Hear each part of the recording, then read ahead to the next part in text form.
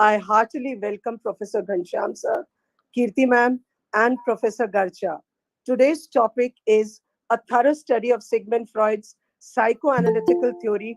Our keynote speaker is a young aspirant, Mr. Gurpreet Singh Son, Assistant Professor, Department of Humanities, Sri Shankaracharya Institute of Professional Management and Technology, Raipur. He has more than 5 years of teaching experience. He has completed 120 hours TEFL certification program from Asian College of Teachers. He is also pursuing his research work. I heartily welcome you, Gurpreet. Now, I welcome you for the keynotes. Yes, and thank you so much for a spontaneous, like Dr. Rita Soni. And I would like to thank you for iSpell, Indigenous Society, for the promotion of English language and literature form, Chhattisgarh. It was highly appreciable that I am here to present you the topic. So I'm starting with sharing the screen then.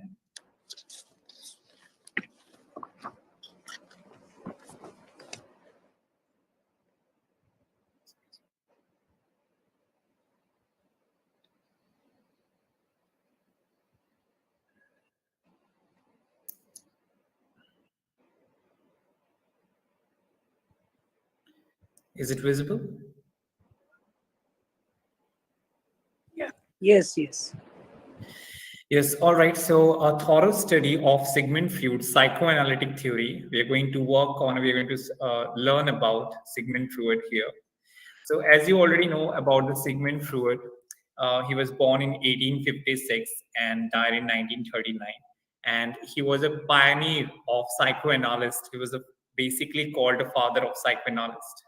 He was born in 1856 in the Austria-Hungarian Empire. And Freud's father was a small-time merchant, and Freud's mother was a second wife for Freud's father. And Freud had two half-brothers who were 20 years older than him. As we know that Sigmund Freud was having a religious background of Jewish, still at that time there was very few Jewish over there. So he have only two choices to pursue for his career. So either it could be medicine or law at that time. So he pursued medicine and get specialization in neurology. And after that, in 1886, he married and moved to Austria, Vienna, and opened a practice specializing in nervous and brain disorder. And he also called a father of psychosexual theory of development. And we're going to see, like, if you're going to talk about the praise, he had done a remarkable study on psychoanalyst. And you can see that, like, the people like W.H. Auden, who is a renowned poet, and he put some words to it to express his gratitudes to Sigmund Freud. So, in memory of Sigmund Freud, which was written by Auden, and he said, if often he was wrong and at times absurd, to us he is no more a person now, but a whole climate of opinion under which we conduct our different lives. So here you can see that he knows that the Sigmund Freud had certainly changed the entire course of psychology. He come up with a groundbreaking thought process. He come up with a groundbreaking understanding of psychology, which we worked on today. But how it is related to literature, that also a specific points we need to understand.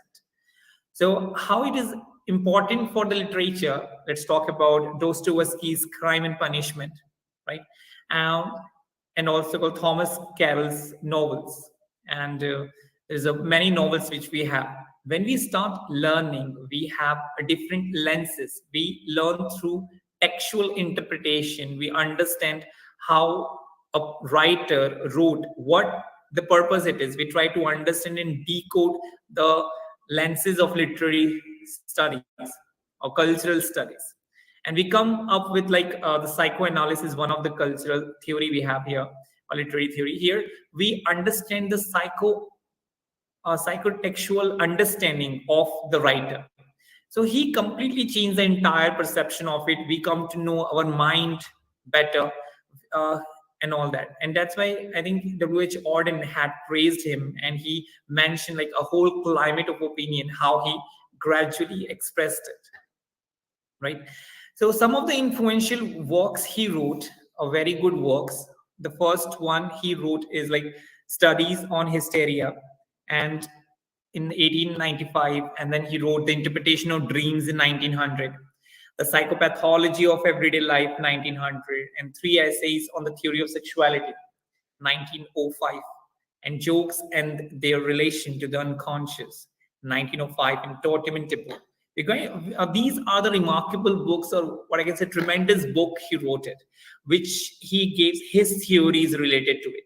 But as we talk about like how he started, like in Austria, definitely he went over there. He worked as a neurologist in a hospital, and one of his friends is there, like study, and they published a book, Studies on Hysteria, together.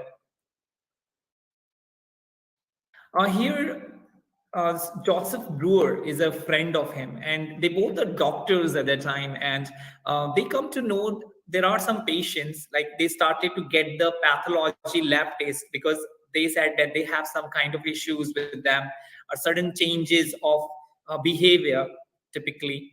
And they wanted to know what is the reason behind that. So they tried to get the pathology lab and examination, but didn't come out anything, right?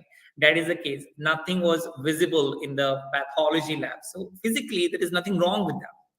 But one thing which is wrong with them is in a psychology. They have something in their mind which bothers them, and which impacts on their day-to-day life.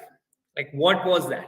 So he comes up, and then they met a lot of patients and understand, try to study them, and that's why they come up with a book like Studies on Hysteria. Hysteria is a disease now, a disorder kind of stuff.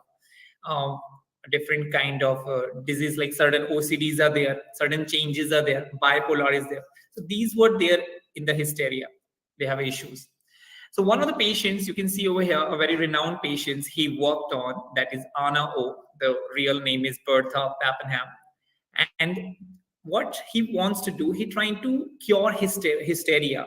He tried to, and how he cured it through hypnosis. We're going to come to know like how he knows all of such things, like how he thought that he can cure the hysteria. He come up with a very different um, aspect to it. Like we're going to learn it like soon. But how he do it, because we know that in our mind we have conscious and unconscious um, levels, and he trying to find out like in the unconscious, our all of our repressed emotions over there, all of our repressed emotion that we experience throughout our childhood. Let me give you one example, a very good example. For example, there is a boy who is around 3 years old, and he went with his father to a beach, and there a short wave struck to the child, and he nearly drowned it, but he definitely not get to drown because his father was there. But his father started laughing at him, like how such a cute little boy do that and all that. But after when he's grown up, he didn't even know, remembered such things because he was 3 year old back then. But when he grew up in 20 years old, when he reached to 20 years old, he find out that he's having a hydrophobia, right? So those repressed emotions, and then his father told him, okay, fine, that particular event happened with you, and because of that, it happened. So those repressed emotions, whatever emotions we have through during our childhood, it was there in our unconscious level. Just like a dustbin, we put down all the waste over there, but we never looked at it. So that is a case that we can come up with. And these unconscious mind, all the dumb things were there, were all the things that we had experienced, which has a traumatic relevancy at a time. And then those things were come later in our life, and those were the reasons for our hysterical symptoms. And what he did, like Sigmund Freud, he tried to hypnosis. Like definitely the hypnosis doesn't work on some person, because hypnosis was a very new thing over that time, 1900s. But how he did it, like he tried to do many attempts, and then he find out that if you have strong personality, you need to be stronger than the person whom you're going to hypnosis. You need to be stronger personality than the person you're hypnosis. If that person has a strong personality and you have a weak personality, you will never going to hypnotize that person. And if you're a strong personality and then you try to hypnotize a person who have a weak personality, you can succeed to it.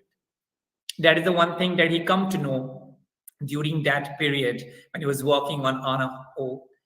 And so that's it. That's what he find out. But after studying on Anna O, at starting, she also tried to pretend that she's having some kind of she's under hypnosis and narrating all the fake stories. But once it happens, it definitely comes out. All the emotions, it comes out. The hypnosis work. And this hypnosis, they what he then he narrate the story, what happened to her during in the previous time, and this is the reason she's being cured. But moreover, there is another part that was a bad part about the hypnosis. Like, you should not perform the hypnosis on random people, try to cure some diseases, because there might be like 97% there might be chance that the condition were getting more worse. So that is a thing that we need to pretend ourselves from. And Freud also argued that the hysteric suffers mainly from reminiscences, right? All the repressed emotions in our past, whatever happens. So those past emotions are the reason for our hysteric. And then still criticism was there in the studies on hysteria. Bosch, Jacobson, and Shamdasani write that, contrary to what Freud and Breuer claimed, Freud always knew that the treatment of Bartha Papin had not been an unmitigated success. But still, they find out, like, even though, because that is only one person, but not the other person, and many patients he cured. Sometimes he makes the condition worse. But Ano is the main example that he had studied throughout it. Now, next, what he talks about when we talk about our repressed emotions, our unconscious mind, we have a habit of instinctively deny the situation. This defense mechanism existed in our unconscious mind. We directly said that, okay, fine, we do not, if something happens to us and we do not want to accept it, and we know that those certain circumstances are definitely going to impact our life somehow, and these are not good. So in unconscious way, we have a defense mechanism. We started to deny that particular thing. We started to deny that, okay, fine, we do not want to accept that. These are the defense mechanism happen through our unconscious mind. We deny exactly because you do not want it to end up on anxiety. That's what particular thing happened. So these are the things like displacement, intellectualization, projection, regression, repression, suppression. So these are things that are the defense mechanism. And then the next book he wrote, the groundbreaking masterwork that launched psychoanalysis during that time. Sigmund Freud wrote The Interpretation of Dreams. And if that particular person like Sigmund Freud was there right now, if you're going to ask him like how we should understand things, what our behavior, like he said, he said, all behaviors are motivated. That's the quote he said all the time. And he said, like, why? Because whatever you do, whatever you want to do in your life, these all are motivated. Whether you have a different kinds of instincts, and all these instincts not only occur because of the one things, but repetitive behavior, repetitive wish were there in your unconscious mind, and that particularly lead to those instincts and those behaviors, definitely. In the interpretation of dreams, one of his succinct explanation of the significance of the dream is as follows. So what if you're going to ask him, like Sigmund Freud, so he will say, okay, fine, if you wanted to learn a human being, a psychology or psychoanalysis, better to start understanding your own dream. Once you understand your own dream, you understand the psychology of yourself. If just then Jacques Lacan is another person, right? A very good psychoanalyst, and he also described. He took up all the Sigmund Freud. However, most of the times he was trying to contradict him. But mostly what he said, that if you wanted to know about yourself, there is only one person who understands you, and that is you only. Not like man can understand woman or woman can understand man. It's nothing. This concept exists. The only person who understands you is yourself. That's why this Jacques Lacan has explained throughout his theories. But here he took up this the interpretation of dreams, and then he come up with that. What the Freud trying to explain here, that dream is a disguised fulfillment of a suppressed or repressed wish. Whatever wish you have that has been suppressed or repressed in your unconscious mind, those are the reasons for your dreams. And it's not like, most of the misconceptions we have, like, okay, fine, we have a dream, there is a train we saw in our dreams, that means we are going, we soon we are, these are not a prediction, basically soon we are not going to have a journey, and all those things. These are the misconceptions we have mostly, but rather these have significant values in our mind, in our dream, which has been suppressed or repressed in our mind somehow. And then he come up with, like, in our mind there are two types of he divided it two parts actually, the conscious and the unconscious part. We already know the conscious are the one which we are aware of, and the unconscious one which we are not aware of. And these conscious and unconscious influence on our personality and behavior, right? Yeah. So this is an example. He takes we can take the analogy of an iceberg here to understand what is conscious and unconscious in our mind level. So what it is, like, I can you can see, before explaining this, let me give you one another example. For example, you are on a strict diet, right? And you wanted to eat cake, because that cake is in front of you and you wanted to eat that cake. You have it superego and ego. So ego is a pre-conscious level, you know what are those things and all that.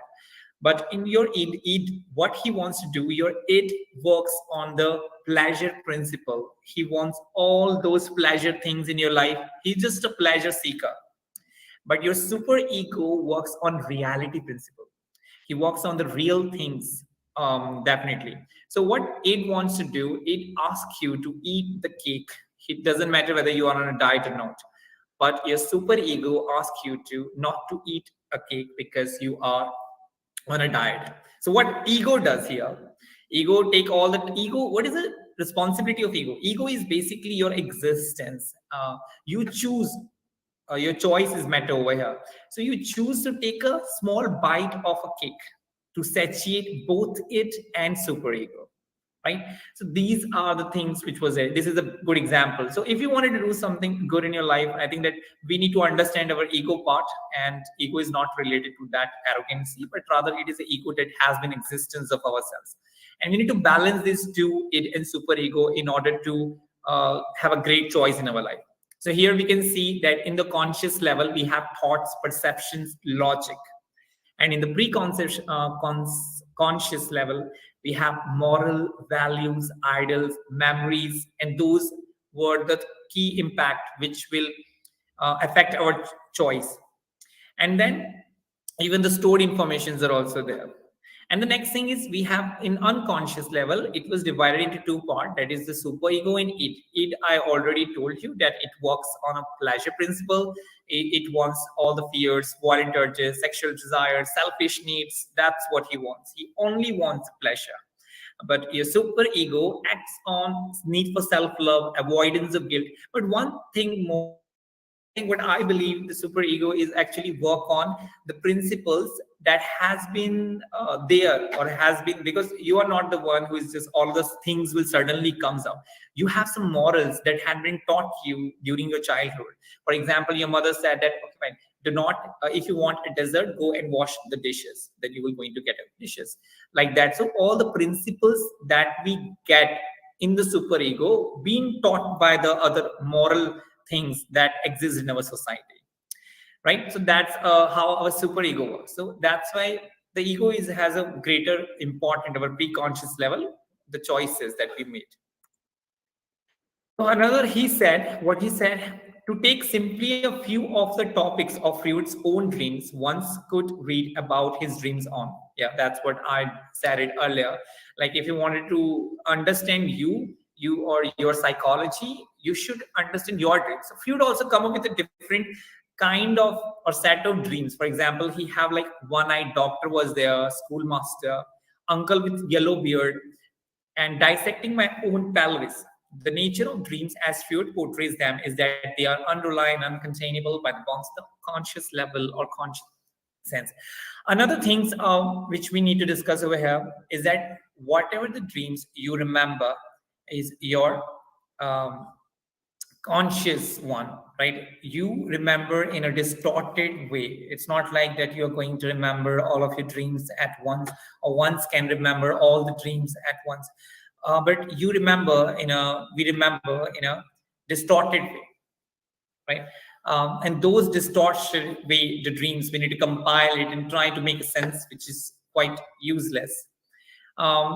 These are the repressed emotions basically that has been there in our unconscious, and we do not know all the dreams because these dreams are in a distorted ways always. But only things that what we remember in our when we woke up are the conscious mind, right? And then the concept comes from manifest dreams and latent dreams and all the procedures that has been there. We need to work on and see if we have time. I'll discuss that. The nature of dream, as Freud portrays them, is that they are underlying and uncontainable by the bounds of conscious will or common sense. Okay. The another book he wrote it, the psychopathology of everyday life. This is also a groundbreaking work for him.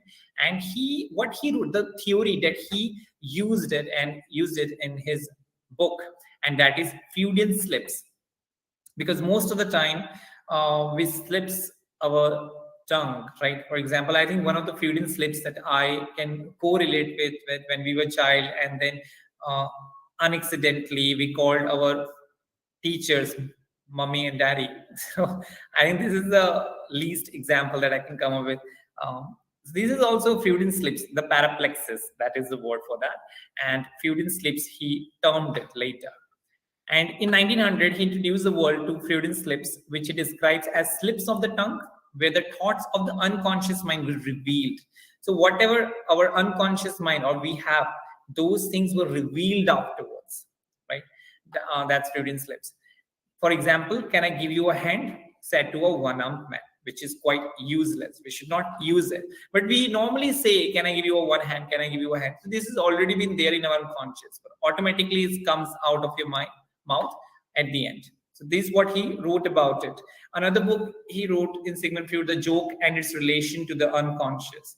And he said, what is that? He talks about the id, ego, and superego. What he talked about earlier, this theory he made it, and he used those theory in it, tried to make a relation or try to make it a humorous way. He tried to describe it in that particular book. And Totem and Taboo is another book that he come up with, and what the subtitle is like, he trying to understand this psychoanalysis behavior in related with religion, anthropology, and archaeology. So these are the things that he had. He tried to accommodate or try to accumulate all the other things, try to relate psychoanalysis to the other domains like religion, anthropology, and archaeology. So, what is the subtitle of it? Resemblances between the mental lives of savages and neurotics. So, he talks about it. So it is also a very good book when you're going to come up with, try to read it, that how a particular symbols have derived from them. Like we have a different if you have a one tribe, for example, and that particular tribe have some kind of symbols or some kind of god that they worship, and there's another tribe. So in that particular tribe, they should not marry to each other. They have to marry to the other one who does not worship or does not have a same kind of symbols.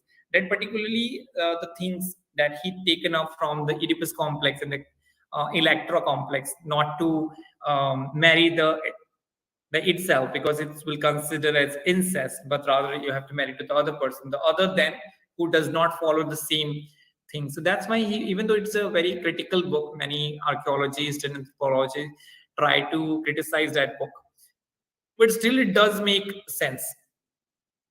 The last book he wrote it, which we understand them, and how a person being developed, how a person, individual person, can develop into an entire new person, and how the psyche be developed. So what he said about it, that when it comes to the personality, your personality cannot change it after 20, but rather you can groom your personality. That's what he said. Because the psychic development has already been made it during your childhood till your adolescent period. And then those repressed emotions that are always been there with you. Now, whatever the behaviors you are changing or whatever the behaviors you're making, those are the results of your um, repressed emotions, right? And that's why he, in the essay, on 3 essays on the theory of sexuality, he wrote it, and he gave a psychosexual development over there, and he talks about Oedipus complex, penis envy, and castration. Let's try to understand it, how this does make sense, all of this, and how does this does not make sense. Right. Psychosexual development. This is a very good work that he worked on. He tried to understand the patients and the children, that if somebody is behaving in a certain way, how that person is behaving. So what he said, that in the oral stage, there's a one stage, there are 5 stages over there.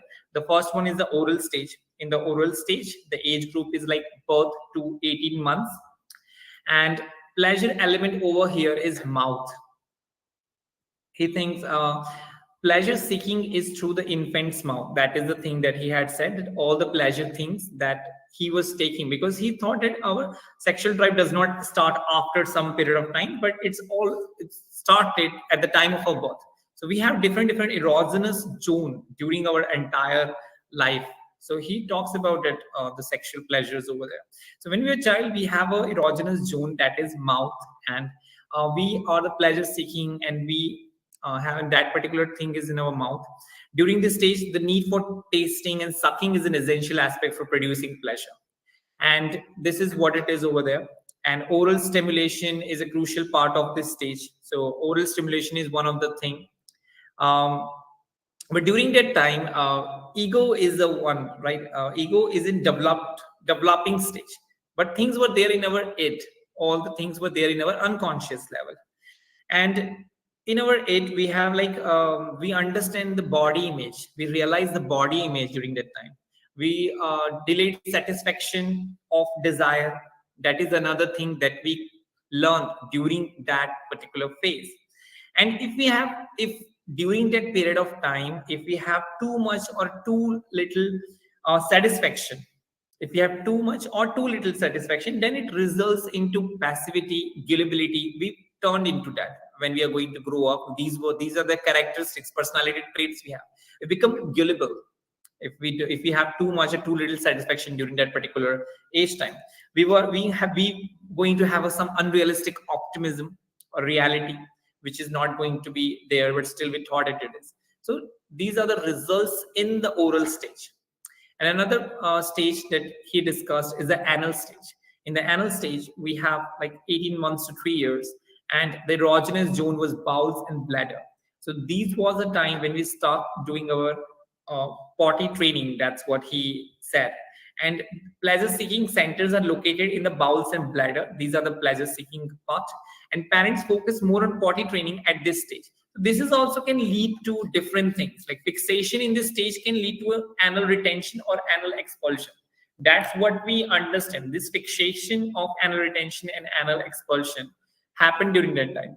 So anal retentive characteristics can include being overtly neat. If you learn to know anal retentive, then that means you're overtly neat, you're precise, and you're orderly.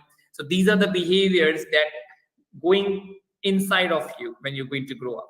And if you have like anal expansion, you do not worried about that, and you have an anal expulsion, then you are going to be a very disorganized, messy, and destructive person. So these are the personality traits which we are going to have after certain periods of time. And the next stage, what he elaborate is on the phallic stage. In the phallic stage, the age group is 3 years to 6 years. And these were, the genitals were there. We understand the difference between male and female. And pleasure sensitivity is concentrated in the genital areas, and masturbation for both sexes is a new source of pleasure during that time. The child becomes aware of the anatomical differences that set the conflict of jealousy and fear, which Freud calls the Oedipus complex in boys. So during the phallic stage, these Oedipus complex, electrocomplexes, and castration anxiety, okay, or phallocentrism, these were there during that genital period of time. Why he termed it Oedipus complex? That there is a Greek writer Sophocles. He wrote the Oedipus Rex, and he used and Sigmund Freud used this analogy to explain this Oedipus complex, that if you are in your child, if you are the boy, you are going to have some kind of pleasure seeking and attachment to your mother, and you do not like your father as much because your father is the nearest companion to the mother. So this is what, but later stages we come to know that those principles what he gave is only for the heterosexual persons, but not the other than the heterosexuality. So that's how he limited his studies into it. He said that it always works with the boys, but when it comes to the girls, then he termed it electrocomplex, like vice versa. That particular person have a work and have a fantasies to a father, not with the not attachment to a father, not with the mother, right? But then castration anxieties would be there because his father said, the child thought that if if he's trying to get a more attachment to mother, then his father castrate him. Like this theories was there over there. So these are then the boy thinks father as a main authority and try to become like him, try to attain the powers, the body nation, and he wants to be like that. And girls, the females, basically thought that because they because everything was revolve around the phallus, revolve around the, and that's why they understand that the phallic stage was there. They lack phallus, and everything was a phallocentrism. And then this later phallocentrism were turned into a like things were revolving around only the man, not the female. That's how this terms, and this phallocentrism has been come over and come up with. We try to use those phallocentrism into a different areas of literature, even in the female and the gender studies and the queer studies as well. So we apply those phallocentrism concepts over there. But here he just wanted to say that the girls lack the phallus, and because the girls does not have a phallus, they never going to be the main person uh, in that stage. And then later, he in the fourth stage, he talks about the latency period or latency stage. In the latency stage, he talks about it was like 6 years to 11 years during the puberty, what they come up with. And pleasure element was none over there, derived from external sources. What are the external sources they get from others? That is the only pleasure principles they have. There is no pleasure seeking regions in the body. All sexual feelings are repressed. In this stage, children develop social skills and find comfort in family and peer interaction. That is the main thing that during the latency stage they acquire for.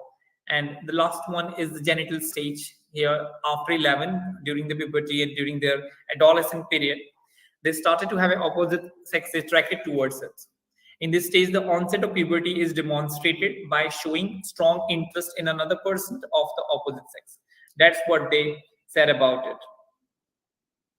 And they're trying to settle their psychosexual conflict also over there, because then they completely realize about the differences and all this other stuff, and that leads to this psycho development as well. There's another thing, as we learned about it, about the Oedipus complex. It's not like that Sigmund Freud is the only one who wrote about it. Previously, also, like William Wordsworth, in his long autobiographical poem of 1805, The Prelude, and he describes the happy infant at the mother's breast. He gave these lines into it. So long before the Sigmund Freud, William Wordsworth also, during romantic period, he also trying to understand these things, like how important being an infant at the mother's breast and how happy the infant can feel. No outcast he, be what he will, breast. Along his faint veins are interfused the gravitation and the pilal bond of nature that connect him with the world.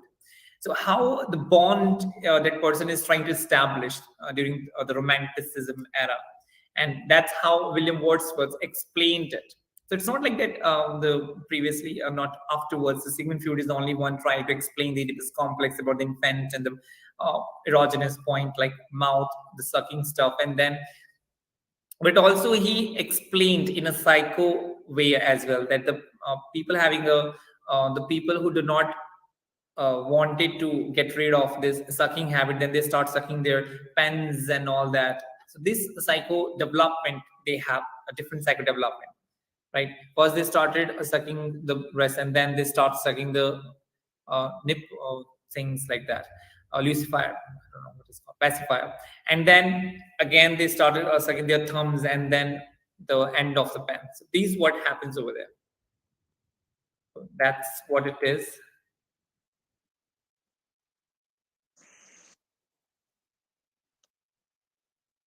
Thank you, Gurpreet. Really, indeed, it was a brilliant presentation. Explicitly, you have explained everything. Yes, Really, ma'am. we are enriched and elevated by your presentation. Thank Now, you, ma'am. I'd like to introduce to you Negar ma'am, our chairperson. She has a vast teaching experience of both postgraduate and graduate classes. She she assistant professor from government Viva sorry Viva postgraduate autonomous college Durg.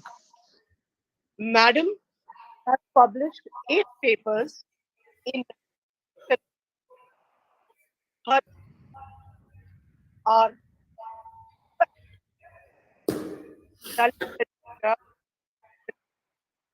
Madam,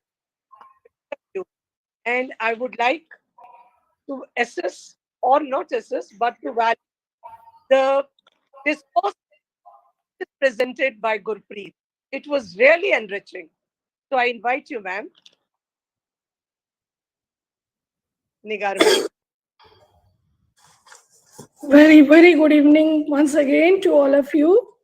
Respected Professor Ghanshyam sir, the founder and general secretary of ISPEL, and Professor Kirti Tiwari madam, the patron of this forum, and President Madam Harpreet Karcha madam, today's convener Archana Singh madam, all the professors, my dear students, I welcome you all today at this forum.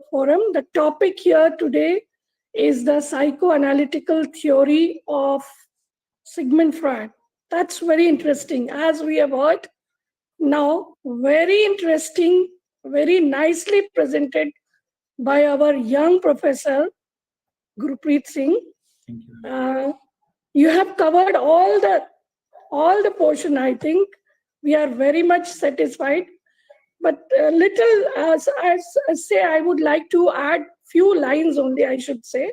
Yes, sure. Like how the change, how, because as you have already expressed that we all know Sigmund Freud, he was already enrolled in the medical, as a medical student in Vienna University, and he was consulting doctor for psychological disorder. But how come there was a introduction to this psychoanalytical theory? So what in 1880, Sigmund Freud found that there were some psychological disorders, what we call it today as a nervous breakdown, some disorders which was already nervous breakdown. So he thought that there should be some physical understanding. He believed that these disorders were the form of some mental illness, which required a special approach to treat the mental illness. And this is what the doctors were treating the patients. Okay, but he tried to approach in a different way.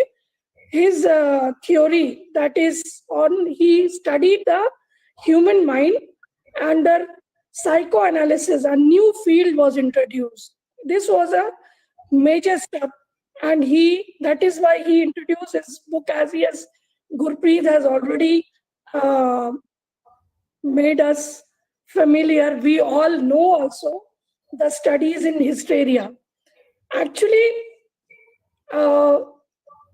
this he has introduced this thing, but the part that is meant, the mental illness that was developed at the time of, say, a young age, at the childhood, as we have seen many factors. One of the factors, Oedipus complex, the attraction of parent figure or the fixation of parent figure. When the child grows, there is an awareness. Okay. And when these things, having the attraction for a parent was not considered good in the society.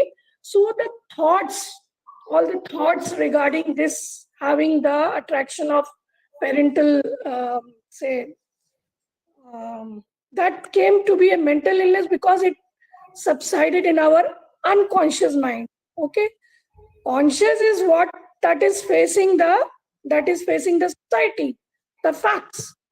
But due to those unconscious, due to those repressed thoughts, the mental illness was in the student or the patient. When he treated the patient, he tried to do the approach was to recall those things, recall those problems that they had undergone in their childhood.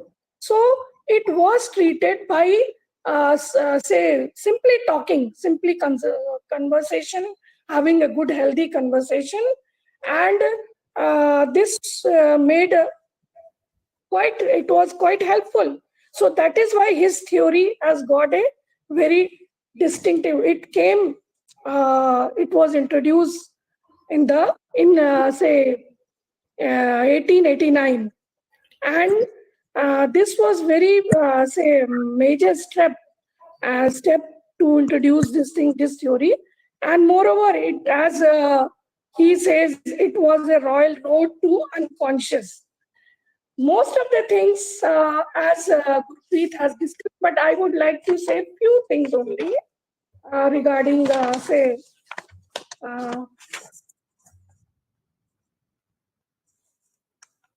yes, Freud assumed that it operated at an unconscious level according to the pleasure principle that was already discussed, that it comprises two kinds of biological instinct or the drive, which he calls as eros and thanatos.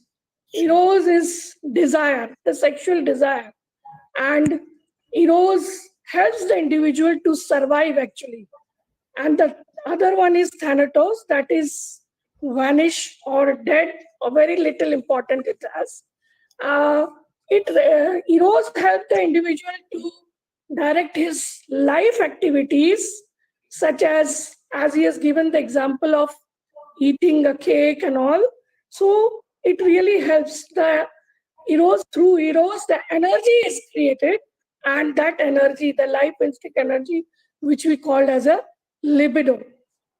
In contrast to that, thanatos, or the dead instinct, which creates a dead destructive forces only in the human being. And this energy is directed from outside, and this creates self-destruction only. It creates aggression and violence. So Freud believed that eros is stronger than the thanatos. Thus, it helps man to survive as rather than destructing ourselves.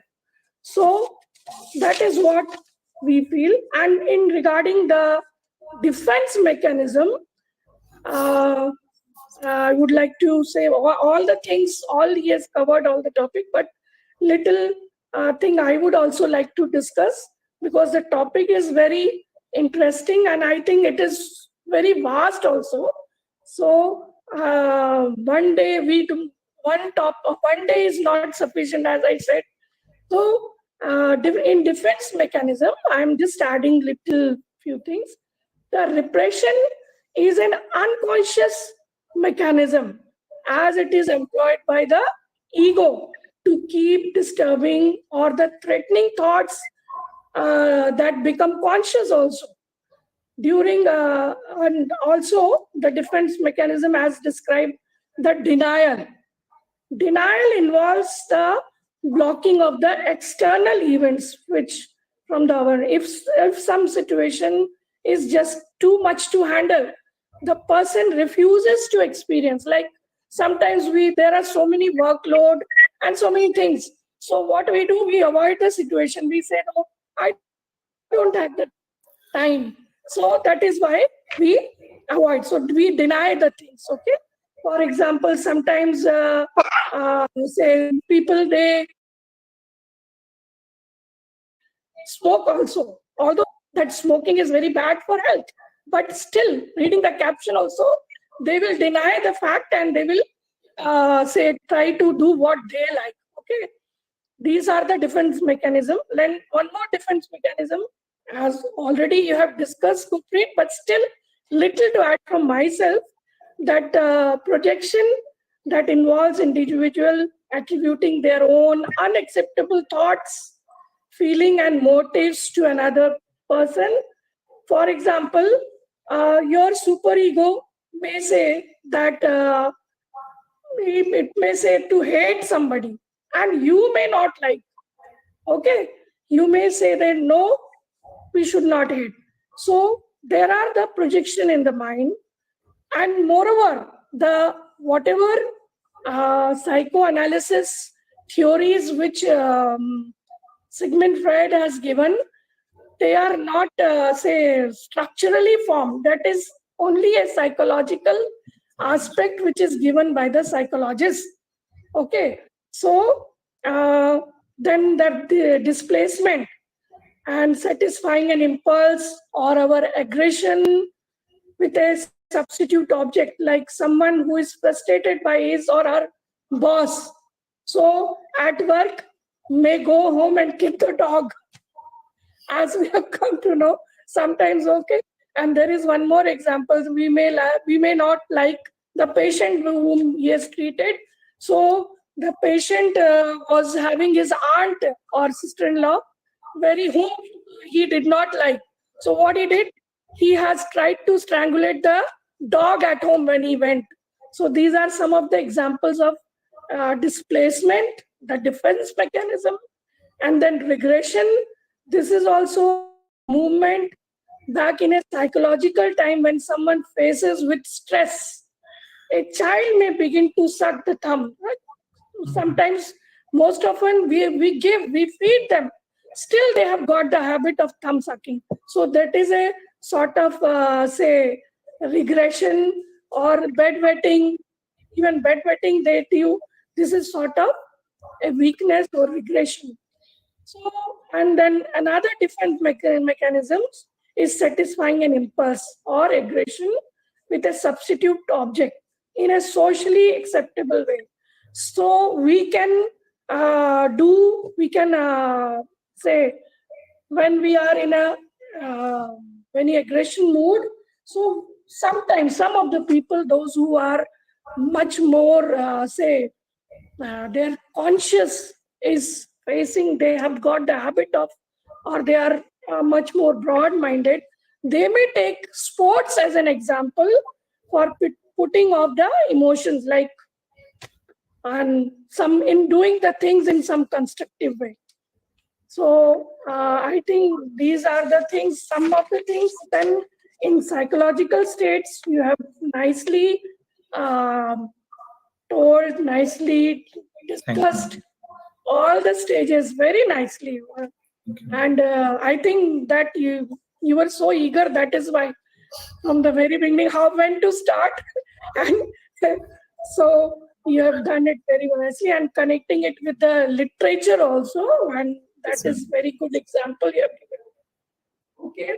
And I think nothing much has to be, should I say, but still, this is, I should say, to psychologically healthy, we must successfully complete each stage.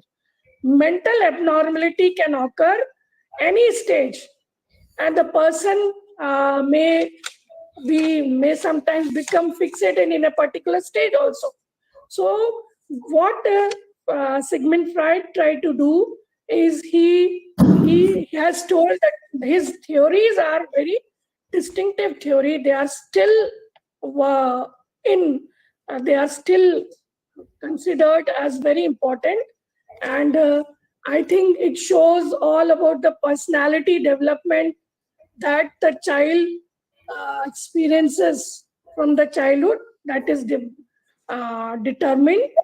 And you have also told about the fixation, the oral stage, what are the things that is forceful feeding. Then forceful feeding will lead to deprivation or early weaning. Oral activities like example you have already shown, smoking, dependency, then aggression, they are there. Then anal stage, you have discussed about the toilet training and too harsh. We allow this child to obey, and that is very important also. And not no this untidiness. Sometimes the parents will never say, they would never stand the untidiness. So that is why that is important stage. Then we have also discussed about the phallic stage, leading to some unusual relationship with mother and father, so everything I think you have discussed, nicely presented, and dream analysis have already you have uh, talked about the books also. Very we have come to know so many new books also. You have talked, I think, the totem and the taboo really on religion and anthology. That is also, I think we should talk about it. We should take in consideration to study more about it. You have also talked about the hypnotism and how hypnotism should not be randomly uh, treated through people. Should not be treated with hypnotism randomly. Only hypnotism works on, you have talked that, on the weak personalities. That is very important thing to be noted. And that is all. I think you have given a very nice biographical sketch of Sigmund Freud, and most of the things you have covered, almost all the things which I think we, in the short time, Yes, in ma'am. this 1.5 hours, as I said, there are so many open boundaries if we come to talk about Sigmund Freud and his theories, because he varied with his co-doctor, that is Yusuf Breyer, where they had difference of opinion after the publication of his book, that is Studies on Hysteria, isn't it? And somewhere there's people say that Freud has told that hysteria has to do with um, the mother's womb, and that when the child is in mother's womb, there are so many. So we cannot discuss that. Is very another topic. So there they had a difference of opinion, and rest is all you have talked very beautifully. Thank you, Thank you ma'am. so much. Thank you so much. Thank you.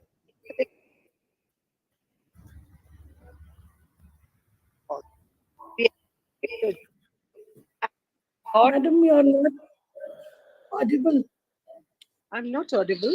Yes, so, Now, might be a now, problem Now now, I'm now you audible. walk. Now, Yeah. thank you, Nigar ma'am. You have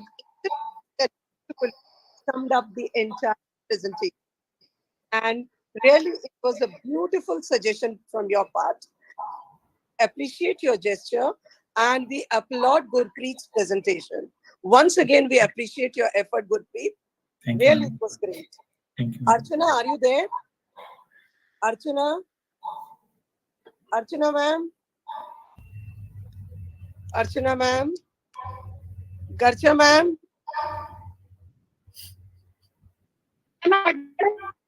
Archana, ma'am, are you there? Are you there? Huh? Yes, ma'am. Vote of thanks. Are you there? Am I? Huh?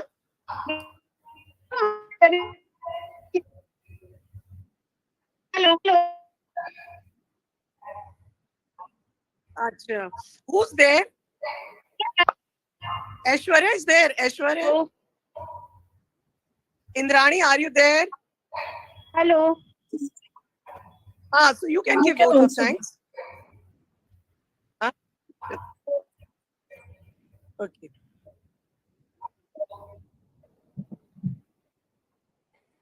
Okay.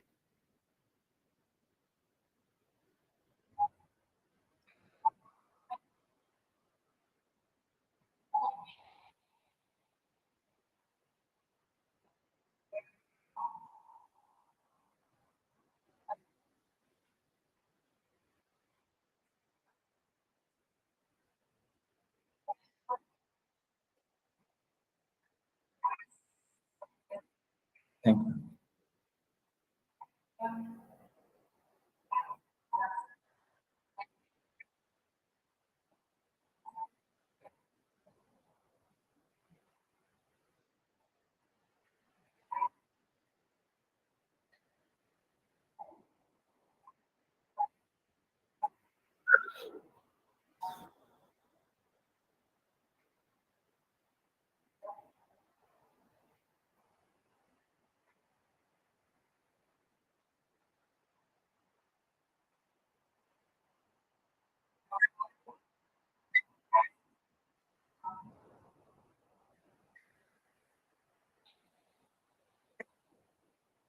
Are the there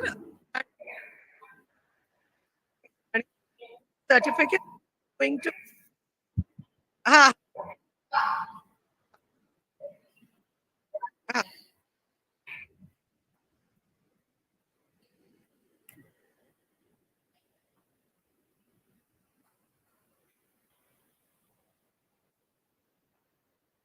Am I audible? Yes, you are Yes, audible. ma'am.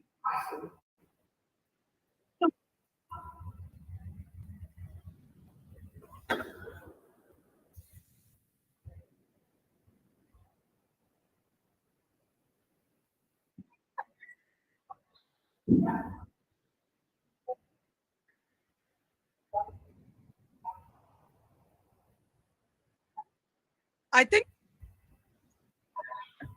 Okay, I think our founder is also with us. Let us first ask him. It would be wonderful to get the certificates from. I'm always there. Just ask Ghanshyam sir. Sir, are you there? Yes, ma'am. Yeah, sir, you are requested to give the certificates and of appreciation to all.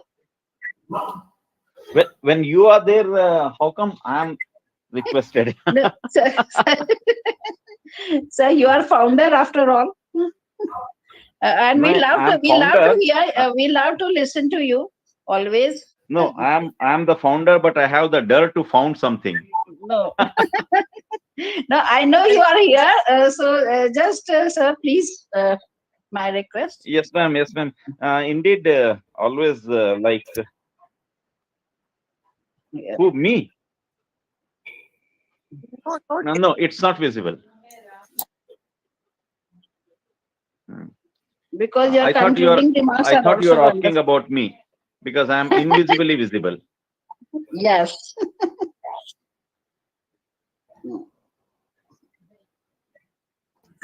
It was visible for a second or two. Now it's not.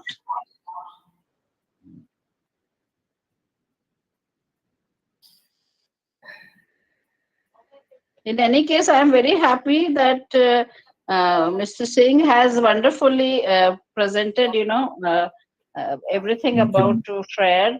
And I'm Yes. particularly impressed by his accents and stress because I'm a professor of phonetics. Yes, sir. Ghanshyam, sir, please. Yes, ma'am. So thank you very much, Gurpreet, for doing the honors on the platform of Thank you, iSpell. sir. Indeed, it's always a pleasure to have the young ignited minds to speak on the platform of iSpell, and that's why it's always said in iSpell we spell to make the people spellbound.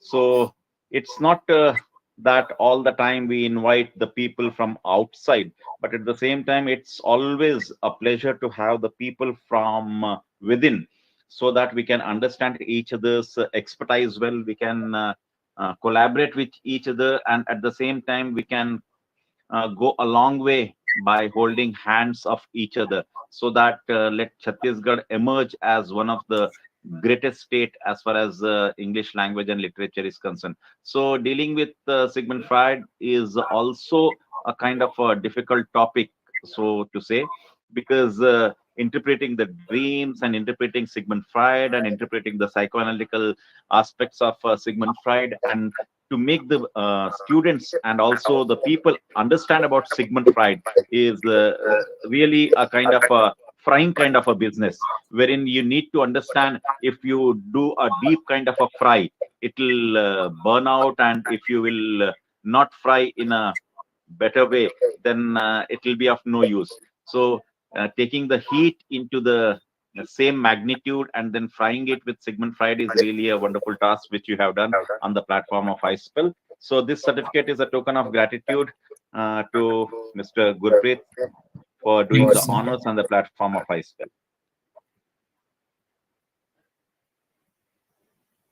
Can we have the next certificate, please?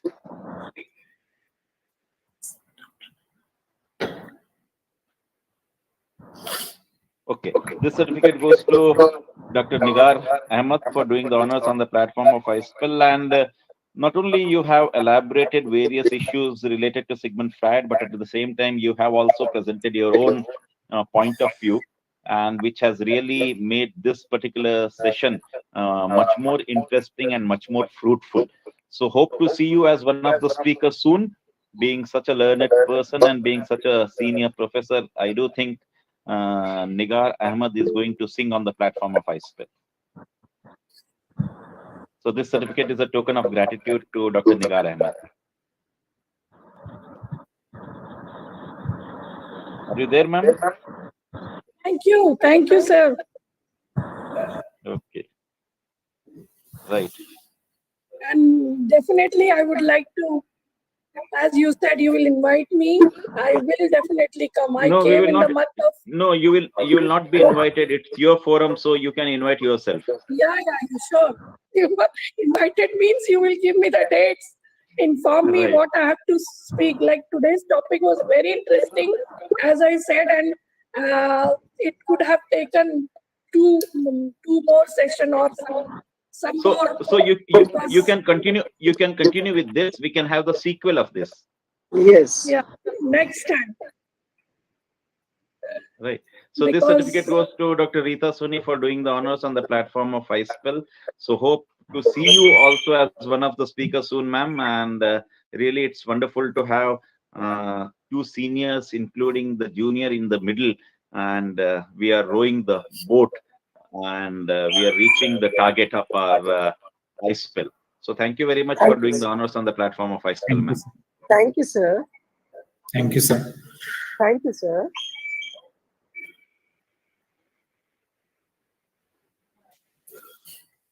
Okay, over to the organizer.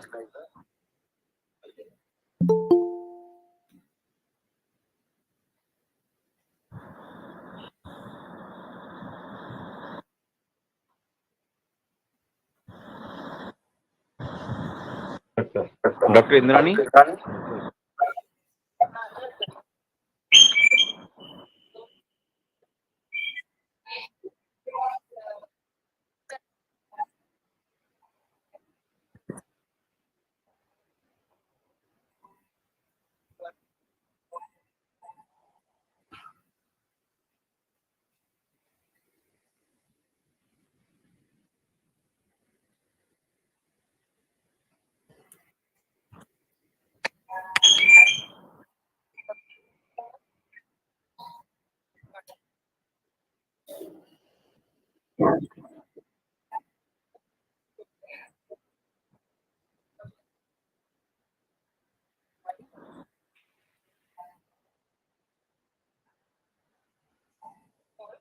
Thank you. And Thank you, congratulations. ma'am. Thank you and congratulations to the whole team and Thank special you. congratulations to our keynote speaker. Thank you so much and good night. Good night. Thank you, Kirti madam. Thank you so much. Thank you. Thank Thank you. you, Nigar. Thank you. Thank you, ma'am. Thank you, Rita madam. Thank you, ma'am. And Congratulations, Gurpreet and Nigar, ma'am. Thank you, ma'am. Okay. okay. Good Bye, night. all of you. Thank you. Good Bye. night. Thank you, Kirti, Thank ma'am. you, ma'am. Thank you. Thank Thank you, you. sir. Thank you, Indrani. Thank you.